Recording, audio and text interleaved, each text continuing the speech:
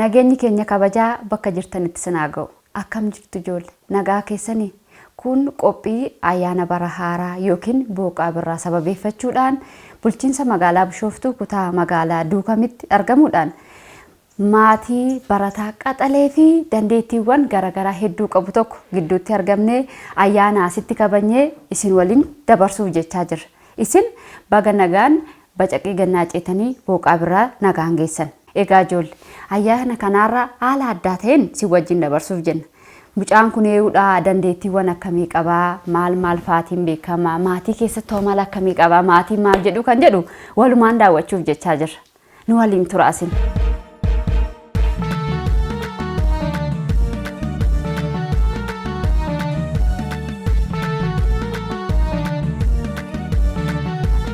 Tolemee si wajjin wal barra jalqabaa maqaan keenya jedhame. Maqaan kiyya Barataa Tolasaa Hirkoon jedhama. Tole baga bacaqii gannaa ceetee booqaa birraa nagaan geesse. Baga walumaan geenya. Mee birraa kana akkamitti simachuuf jechaa jirta? Egaa qaama barumsis banamaa jira. Qophiiwwan adda addaa irra jira. Tole. Galmees eegalameera, galmees galmaanuma jira waan ta'eef. Kan bara barnoota gaarii hawaa jira. Bara barnoota haaraa kanatti maal faa yaaddame karoora kee jalqaba irratti nutti himi. Karooraa fi milkii keetiin jalqaba. Karoora kee jalqabaa tokkoffaa kalaqa haaraa hojjechuudha. Lammaffaa immoo barumsas cinaalumaan kalaqa maddiidhaan hojjechuudhaa fi waltajjiiwwan adda addaa irratti hirmaachuudhaan waltajjii hojjechuudha. Sadaffaan immoo ispoortii yookiin fiigichaan fiildii gara ol dabalu. Tole ati waan baay'ee hojjechaa jirta. Umriin kee meeqame? 15. Umrii waggaa 15tti waltajjiin gaggeessitaa, kalaqoota hedduu qabdaa, barnoota kee barachaa jirtaa, ispoortiillee fiigda, fiigicha. Maali icciitii waan kanaa? Icciitii ani akkasumattidha. Dandeettiidhumaanii waan ta'eef kennaadha hundumtuu hunduu. Jalqabumarraa immoo wantoota kana hundumaa waliin oofaa turte moo yeroo keessadha kanatti daddabalachaa deemte? Ani durumayyuu akkamattiidha. Dhalootuma jalqabumaan. Mee ispoortii irraa jalqabnaa Oloompiikiin Paaris 33ffaan bara kanaa xumurameera. Ati immoo fiigicha waan biyyi keenya irratti hirmaachaa jirtaadhaan. Fiigicha meetira meeqa fiigda? Meetira 100 fi meetira 200. Sababni kee maalidha kanaaf? Tokkoffaa akkuma beekamu akka biyya keenyaatti meetira 400 ol malee 400 illee hin jiru. Akkuma Itoophiyaatti akkuma beekamu jechuudha. Ani immoo isarratti akka addunyaatti beeksisuun barbaada meetira 100 fi meetira 200. Baay'ee gaariidhaarra waan baay'ee haasofnaa.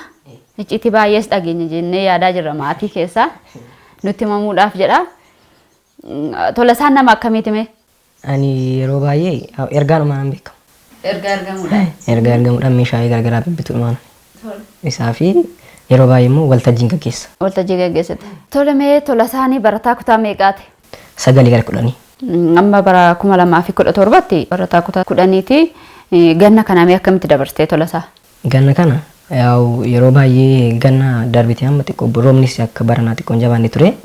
Waltajjii garaagaraa gaggeessatan ture. Barana immoo xiqqoo roobni waan ammaateef waltajjii gannatti 3-2 ture. Barana tokko nan dabarse. Okay. Waltajjii gaggeessuudhaan dabarsitaa jechuudha. Hin balleessu. Baay'ee namatti tola. Guyyaa ayyaanaati. Mee ayyaanni siif maalidha? Yeroo ayyaanaa akkamitti dabarsita? Ani yeroo ayyaanaa gammachuudhaan dabarsa. Ayyaana jechuun bara darbiteera bara haaraatti darbaa jira waan ta'eef ayyaana haala gaariidhaan simachaa. Yeroo waqtii ayyaanaa kana keessa ayyaanni ati hin daganne jiraa? Ayyaanni hin daganne jira. Kamidhame? Ayyaana gannaa. Gannaa? Isa bara kamii? Bara 2013 natti fakkaata. Maali mee sababni kee wanti ati ayyaana kana hin daganneef? Ani yeroos meeshaa wayii bituu deemetan qarshii gate. Maatiin si erganii moo? Yaadannoo sii ta'e jechuudha. Mee maal bituuf deemtee gattee? Ergameetanii biteetan deebi'eera. Biteetan deebi'eera. Qarshii 30 keessatti naa deebi'e. Ani innas saakiliin jaaladha waan ta'eef saakiliin oofu ba'ee oofeen naan deebi'u qarshii keessidhaan dhabe. Qarshii 30 hin jirtu. Maatii maal jedharree? Ani narku jedhee sodaadheeyyuu isa namaa naan hin jenne baay'ee rifadhe gaafas isan irraa fadhu. Garuu sababa maalitti gattee amma ijoolleen yeroo ergamanii jiru dagachuu danda'anii tasuma karaarra dhaabatanii maallaqatti kennamallee waan taanetti balleessuun hin jira. Ati maalitti gattee ture? Ani kiisii keessa godhadheetanii saakilii yaabe. Saakilii yaabee oofaan tureen. Oofee yeroo deebi'ee ilaalu hin jirtu birri. Malattiyyuu saayikilii yeroo oftu sana buute birrittiin. Kanaafuu birrii 30 sun baduun yaadannoo si ta'eera ayyaana kamirratti iyyuu baay'ee bareedaadha. Ayyaanni irratti yeroo ayyaana maatiin kee maal sii godhu wanta ati hin daganne maaltu jira? Yeroo ayyaana maatiin kiyya uffata adda addaa naa bitu. Uffatuma adda addaa caammaa fi bara haaraa ittiin simachuudha waan ta'eef kophee fa'aa uffata naa bitudha naa dabarsa. Addatti immoo ati amma nama dandeettii addaa qabudha. Barnoota kee hin barataa, barnoota cinaatti ispoortiin hojjetaa, fiigichaan fiigdaa, waltajjiin gaggeessitaa, kalaqoota hedduullee hin qabda. Hojii keetiin wal qabsiisee kalaqa keetiin haa ta'u, ispoortii keetiin haa ta'u, waltajjii gaggeessuudhaan haa ta'u, mudannoon ati hin daganne jira. Kalaqa doonte waltajjii gaggeessuudhaan qaba. Hin tolame? Yeroo irreechaa bara 2016 baranamu yeroo bara fulbaanuma darbee kan jechaadha. Irreecha irratti yeroo baay'ee waltajjiin gaggeessa. Dhaabbata Relief Haven Organization jedhamu kee wajjin gaggeessa. Gaafas galgala ani gaafa irreechi boru jedhamu jala bultiin deemaan. Jala bultii deemtan namicha biraan deema. Waltajjii kan gaggeessaa oola waan ta'eef galgala kaasee achirratti mudannoo ni qabu. Irreechi barreen gaddaa'e irreecha jechuun bakka baay'eedha bakka fagoodhaa dhufu. Kallattiiwwan garaagaraa dhufanii achirratti argamu. Achirratti argamu. Ani kana sanas hin jenne inni nawaameera. Inni sireen ni argamaa jedhee yaade inni sireen. Bakki ciisichaa? Bakki ciisichaa ni argamaa jedhee yaade. Anis akkasumatti yaade inni guyyaa naa bilbilee ani galgala deeme. Isaanitti odoon himinan miliqeen deeme ka na dhufu waan ta'eef. Yoo itti himtee deemte silaa hojiidha maal rakkoo qabaate moo miliquudhuma kanatti amala siiti? Jechuun isaan irreecha hin barbaadan. Akkaati yeroo irreecha harmaattu? Hin barbaadan. Ani immoo gaafas guyyaa ganama isaa gizeedhaanan wayyaa kiyya fudhadheetan dhoskadhe mana namaa. Guddinyaa kiyya biraan dhoskadhe. Mana hiriyyaa kee dhoskadhe. Hiriyyaa kiyya biraan dhoskadheetan galgala uffadhee nuti deemnee achi geenye hoteela Raayyaa magaalaa Bishooftutti kan argamudha. Yeroo baay'ee achirratti gaggeessa waan ta'eef achi dhaqee nuti geenye achi namichis galgala ga'e. Meeshaan ganama seenee saawundi siisteemii hundi isaa sirraa'ee achi ga'eera. Nuti waltajjii eegallee namichaan sa'aatii 3 ta'e. Sireen qophaa'eera yennaan ganaa barbaadaa jira naan jedheen. Ani argamaa jarri qabuusse warri hoteelichaa. Edaa iddoon ciisichaa dhabamee guuteera. Innis hin dhageenye hojiin jira. Achumaan sa'aatii 4 ta'e ani ijjiin irratti dhidhiitee hirribni na qabdeetti kudhan akkana jedha. Sana booda namichaan ammoo yennaan gaafannaan sireen hin jiru guyyaa qabamee dhumeera naan jedhe. Dhabamee wanti ciisamu ittiin ciisu dhabee ani hirribni na kuffisuudhaafi dhabame sa'aatii 7 ta'e halkan keessa. Otuma taa'uun dadhabeeni sanaan booda dhabamnaan waltajjii jala seeneetan mintaarboo nan ittiin uffatamu jira carqiin mintaarboo. Isa uffadheetan achi jala bulee jechaadha. Achuma jala bulee. Kunuu mala gaariidha. Mala hin dhabdu akkuma miliquu dandeessu.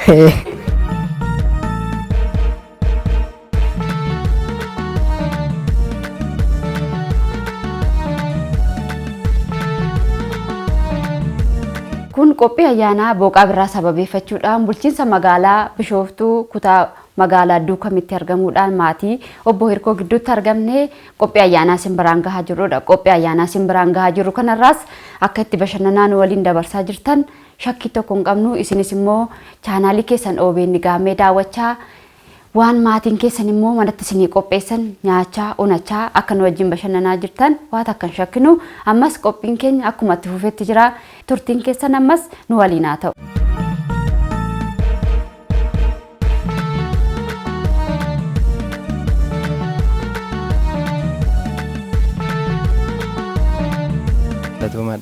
Maqaan koo Hirkoo Dirribaan jedhama. Lafti dhaloota keenya Amboodha.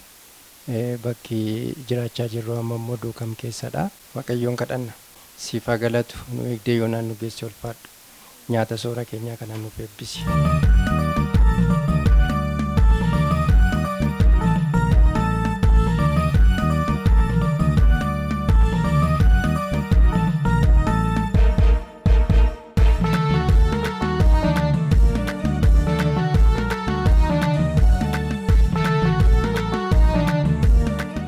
Ammas irra deebi'uudhaan baga ayyaana booqaa birraa bara 2017 nagaan geessan. Egaa ijoollee kun qophii ayyaana booqaa birraa sababeeffachuudhaan maatii obbo Hirkoo wajjin dabarsaa jirrudha. Guyyaa ayyaanaa kanas nyaachaa dhugaa bashannanaa isin waliin dabarsaa jirra.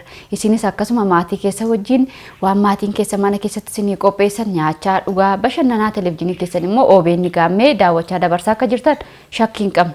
Qophiin keenya ammas akkuma itti fufetti jira. Amma immoo mee gara abbaa Tolasaatti isin dabarsinee obbo Hirkoo maal jedhu waa'ee mucaa isaanii kan jedhu kan sin biraan geenyu ta'a. Hanga dhumaatti ammas ayyaana gaarii qabaadhaa jecha turtiin keessan numa waliin haa ta'u. Mee ijoollummaadhuma isaarraa Tolasaan mee nama akkamiiti? Ijoollummaadhuma isaarraa kaasee mucaan kun baay'ee amala gaarii kan qabudha. Ijoollee wajjin taphatu keessatti illee yeroo taphatu mucaan kun ijoollee walitti qabeetiniin yoo sirbas ta'e walitti qabeessatu sirbisiisa. Yoo faarfannaas ta'e isatti walitti qabee faarfachiisa. Yoo inni keessaa deeme garuu egaa maal godhuu miti ka haati waamti. Haati yeroo waamtu sana walga'iin Tolasaa keessa hin jirre bakka diigamuu isaati maa waamtammoo haadhati kee jedhuun yaadaani. Ani maqaan koo Galaanee Kabbeen jedhama. Tolasaan amalli inni qabu amma gaafa gadi ba'u ijoollee walitti qabamti. Ijoollee walitti qabamti wal ajjii gaggeessaa walgahii gaggeessaa gaafini amma bulchaa ta'an bulchaa har'ammoo faarfataa ta'an faarfataa har'ammoo lallabaa paasteriidha gaafa naa gamte achiin badaadhee tanan Tolasuu jedhaan kaatee dhufa amma ollaan koo tokko damee jedhu maalimmoo haadhati koo maa waamte muu walgahiin Tolasaan keessa hin jirre jige qajeelan kaa hunduu mana manatti maaloo giiftii koo maa waamte naan jedha walitti qabaadha. Iyo ogguma sagalee isaa dhaga'an inni gurguddaanis hiriyaan mucayyoo hangafa isaa kunis ani sarara wayyaa qabus mucuma xinnoo kana wajjin kaatu. Mo guddaa jaarsaa kaakayyuu isaa abbaa isaatii ol ta'an kana nagaa gaafatu malee hin darbu. Guddaa galatoomaan jedha. Ani Ongeelaawii Caalaa Baqqalaan jedhama. Hollaadha akka maatiitti wajjin jiraanna. Tolleen qaxalee mucaati. Jecha ittiin ibsamu ol kan hamma yaadamee ittiin ibsamu oli dhugaa dubbachuu fi Tolasaa itti nan yaadda. Maazirii dhumti isaaniillee anaan gorsinaan jetti yeroo baay'ee nan gorsa Tolasaan dogoggoree yaada namaa faallaan dhiyeessu. Hin fudhata. Baay'ee nama sammuunsa maachurdi ta'edha. Nama sammuunsa baay'ee deemedha. Umurii fi hojjaan isaa xiqqaa sammuunsaa garuu humnaa ol deemeera. Kanaaf Tolasaanii nama hamma kana hin jedhamnedha dhugaa dubbachuu fakkeessuuf miti kun dhugaa lafa jirudha. Mucaan kun calqabuma isaatii gaasee amala gaarii qaba. Yeruma baratu saniyyuu daftarumayyuu badaa hin binnuu fi barsiisotatti dhiyaata, narsootatti dhiyaata, doktoroota irratti dhiyaata. Daftara bitanii kennuu fi luukii yoo barbaachise luukiin kennuu fi iskiriptoo yoo barbaachise iskiriptoon kennuu fi eessaa fuutee Tolasaan jenna abalunnaa kenni kaadha maqaadhaan jarreen maqaa isaanii hin beeka waan ta'eef nuti immoo isaan beekna waan ta'eef isumas kennee isinii kenne moona wayin immoo waa gootee namarraa hojjannoo jalaa fuuta laa ta'edheen shakka yeroon shakku sana lakki abalunnaa kenneedha dhaqee naaban namicha sana dhaqee gaafadha yeroon gaafadhu sana lakki Tolasaanii akkasitti shakkinaayi. Tolasaan nama guddaadha. Xinnummaa isaa kana hin ilaalinaayi. Yaadni isaa nama guddaadha. Nama akkasii miti. Yoo nuti suuqiidha waa tokko nuu biti jennee yoo nuti ergine inni bitee haftee hafullee kunoo kanata fedhee nutti kenna. Malee Tolasaan amala akkasiin qabu akkasittiin hin shakkinaayi. Kana immoo nutu kenneefi jedhaniitiin hin deebi'e akkasiin haa deebisu. Yeroo sanan boqodhee tooyi as deebi'a. Malee Tolasaanii amala akkasii qaba. As ga'ee erga guddatee nama ta'ee jabaachuu qabeetii amma kana ga'eetii booda immoo erga as dhufnee duukamitti gallee duukamii amma waggaa salgaffaa keessa jira erga duukamitti galleeti. Akkuma calqaba biyya kana dhufneeni meeshaa ani mana farnicheraan qabaa. MDF bitiin jedhaanii birrii ittan kennaa. Qalamii bitiin jedhaanii ittan kennaa. Kollaa bitiin jedhaanii ittiin kennaa. Yeroon itti kennee bitee dhufa. Yeroo bitee dhufu kana haftee naftee Tolasaan jedha. Aha kunooti abbaa jedheen natti deebisa malee kiisii isaatti nan bifatu. Amala isaa keessaa amalli inni gaariin inni qabu waan tokko hambifachuun barbaadu. Xinnummaa isaatii ga'ee herreega danda'a. Waa uumee waa hojjechuu danda'a. Cimaadha. Baay'ee cimaadha sammuunsaa. Kana hojjechaa ture. Ormi maaliif mucaa xiqqoo kana ergite mucaa kana xiqqoodha silaa namti illee durriyyeen dhahee harkaa fudhate naan jedhu. Ay tola isaanii baasee namatti agarsiisu kisisaa keessa keewwatee namichatti bichaa dhaqee kennaa amala akkasii qabaa'ee nuskaa gisee isaan bira ga'ee dhaqee lakkaa'eetiniin hani mi'a kana amma kana mitii jedheetitti kenna. Garuu yeroo bitaa dhaqu kana waan ani amma yeroo mi'a bitaa dhaqu hin karakkaru. Abbumaan gaafadhe sanarraan mi'a sana bitee too'ii dafee too deebi'a hojiitti gaafan isa dhabe jechuudha. Inni garuu jedhu warri irraa inni bituka inni garuu jedhu hunda isaanii gaafatee bakka gatiin qannasee dhaqee bitaadhaan. Bakka irratu irra deemee ilaalee filannoodhaan dhaqee too'ii bitaa isa ilma miti waaqayyo sii kenninaan jedhanii na gammachiisu. Baay'ee mucaa baay'ee amala gaarii namaa wajjin baay'ee amala gaarii qaba. Amalli isaa baay'ee waan namatti toludha. Wanti inni balleessu kaa yerootti miliquu sanadha. Si goyyomsuu baay'isa yeroo baay'ee tollee jedhaan kottu jedhaan nuti nama waaqaati nuti kiristaana. Beentiin nama goyyomsuun sirrii miti. Seera keenya irra sin jiru. Dhiisii waan akkanaa kana amaleeffattee sitti qabate taanaani si rakkisaa. Dhiisii amala akkasii kanan jedhaani. Mee maal fa'aa sin gowwomse maal fa'aa godhee beekamee sin gowwomse? Fakkeenyaaf amma odumaa seenya wajjin haasofnu waa biraa dubbata inni nuti suma duraa qabannee adeemna. Yeroo sana inni maal jedhaa sin goyyomse kaa kunoo nuun jedha. Akkas jennaan akkas jettan miti ree kunoo sin goyyomse ammumayyoodha nu bira taa'ee jechuudha. Isa fagoo odoo hin taane. Akkasii amallisaa. Gizee nu goyyomsu kaa amma bahuuf yeroo barbaadu akkuma duraa amala isaa isin kaase bahuuf yeroo barbaadu wayin nan fincaa'aa jedha. Wayii waa tokkoon godhan jedha. Yeroo sana hin ba'aa hin mul'atu bakka. Achumaan sokka bakka. Achumaan sokkaa galgala malee hin deebi'u kana booda. Dandeettiiwwan hedduullee qaba tola isaanii barnootatti cimaadha kalaqoota garaagaraa qaba fiigicha fiigaa waltajjii gaggeessaa mee akka maatiitti isin gahee keessan akkamitti baatanitti mucaan kun umrii kanatti cimina akkanaa kan inni qabaateef.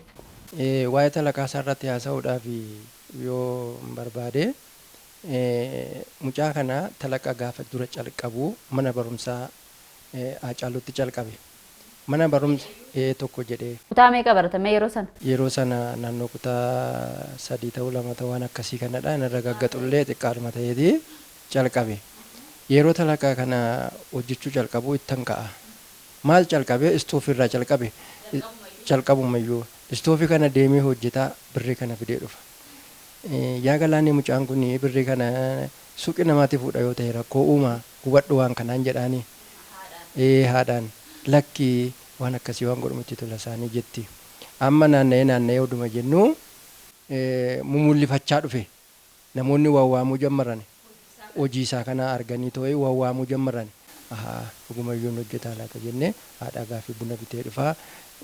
Bakka waan nu gammachiisu hojjechuu baay'ee ariifata. Baay'ee itti tolas.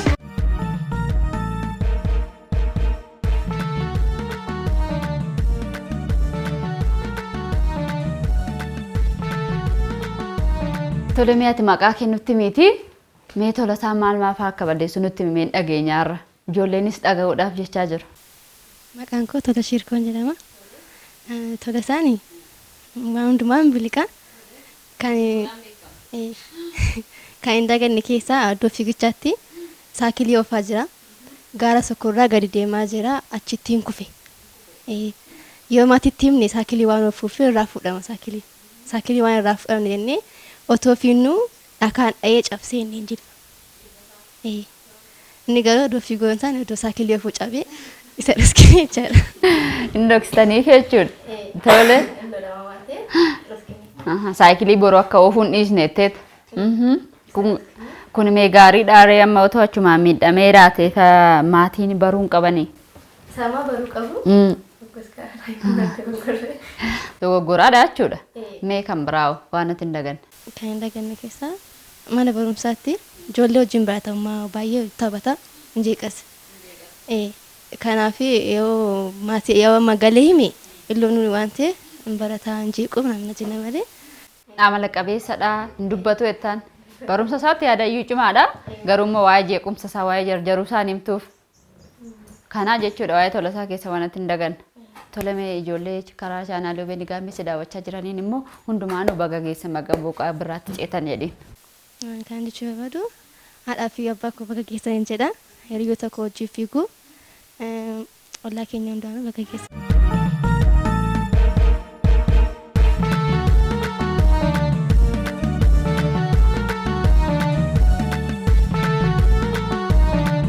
Tolasaa guyyaanarraa guyyaa ayyaanaa booqaa birraati kan si wajjin maatii kee wajjin kabajaa kan jirru ati immoo daa'ima qaxalee ogummaawwan hedduu qabdudha.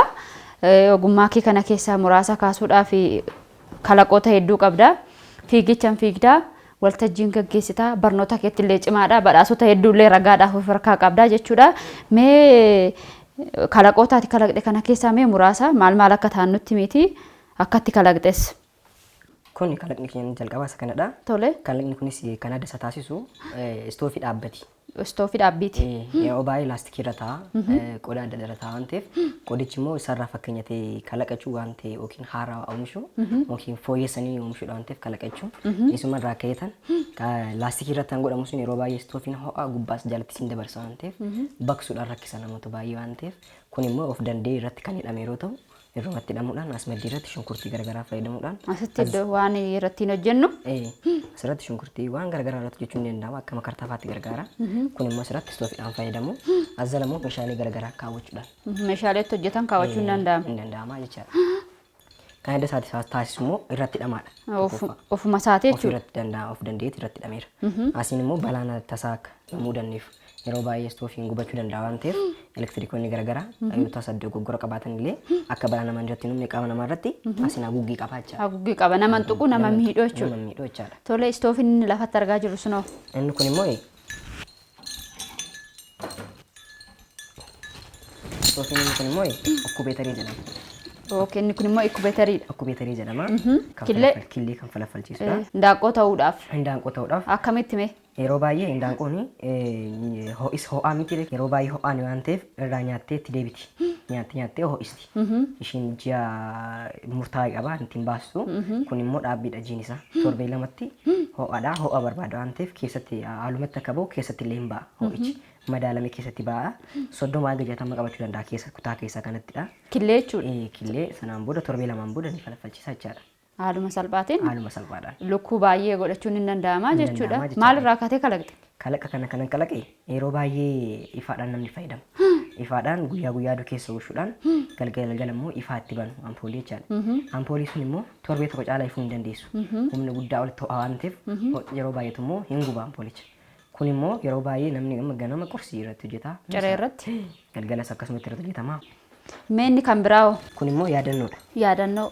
Yaadannoo waggaa afuraffaa artist Hacaaluu Hundeessaa erga boqoteetii sababeeffachuudhaan kan hojjetamedha. As keessatti akkuma argitan mintaaroo akka ispiikerii jechaadha. Isaan qaba. Sagalee guddistuu qaba. Sagalee guddistuu qaba. Saawundi siisteemii kiiboordi adda addaa qaba. Kun immoo isaaf kan hojjetame yeroo CD isaan ittiin eebbifamedha. Maali isaa kan jedhudha. Albeemiin guutuudha. Yeroo baay'ee isa tuni waltajjii gaggeessuudhaan beekaman erga boqotee immoo waggaa afuraffaa sababeeffachuudhaan hojjedhe jechaadha. Isatti yaadachuudhaaf hojjette jechuudha. Mee maaltu adda godha? Isa adda kan godhu yeroo artist Hacaaluu Hundeessaa lubbuudhaan turetti waltajjiiwwan garagaraa sirbaan ni bohaarsa, ni bashannansiisa, gootummaa ibsa. Kun immoo erga inni boqoteen booda immoo seenaa isaa hin badu jechuudhaan ammas inni lubbuudhaan dhabame iyyuu hojiin isaa jirattee agarsiisuudhaaf.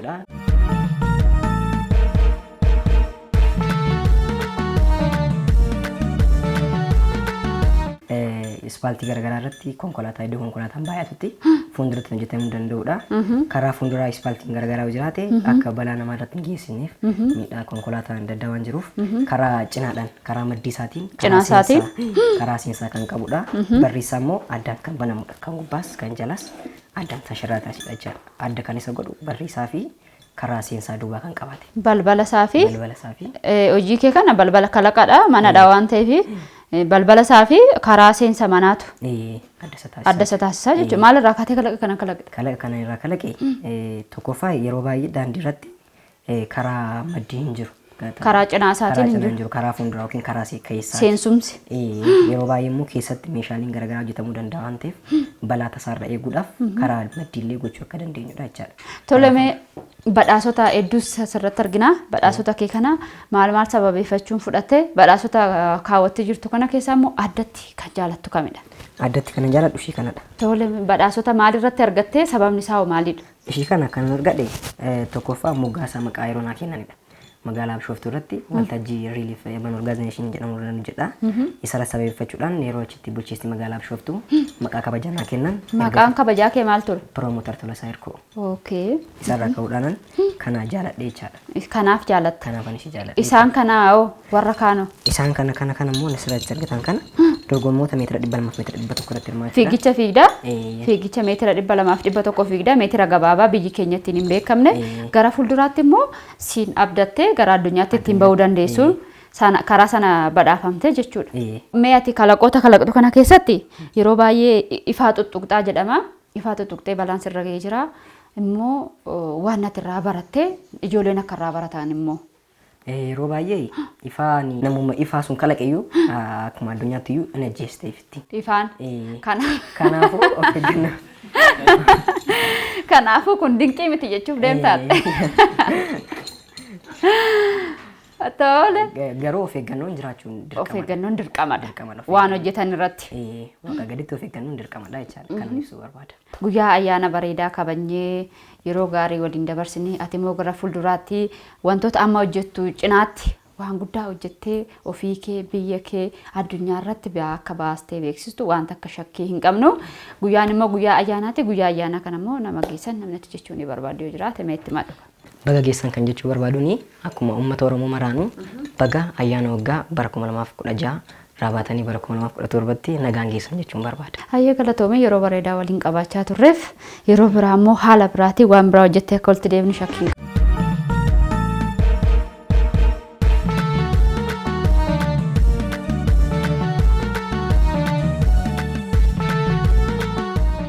Egaa ijoollee karaa chaanaalii keessan OBN gaammee daawwachaa kan jirtan qophii ayyaana Booqaa Birraa bara 2017 isin biraan gahaa jirrudha. Qophii bara haaraa 2017 sababeeffachuunis bulchiinsa magaalaa Bishooftuu kutaa magaalaa Duukam maatii obbo Hirkoo gidduutti argamne barataa qaxalee isaan qaban keessaa mucaa dandeettii garaagaraa qabu waltajjii kan geggeessu ispoortiidhaan akkasumas barnoota isaatti cimaa fi kalaqa kan qabudha. Mucaan kuni isa waliin turtii taasisnee nutis yeroo bareedaa nyaachaa dhugaa waan mana keessatti qophaa'e isin waliin dabarsaa turreerra. Akka itti bashannanaan waliin yeroo gaarii dabarsaa akka turtan shakkii tokko hin qabnu. Qophiin kuni akkaataa kanaan miidhagee bareedee akka isin bira ga'u ani qopheessituun Singitan Caalaan ture ogeessi kaameraa koommoo Ariifaa Himar ture. Sin qophii keessan chaanaal OBN gaammeen isin bira gahan daawwadhaa jechaa nu waliin nagaatti.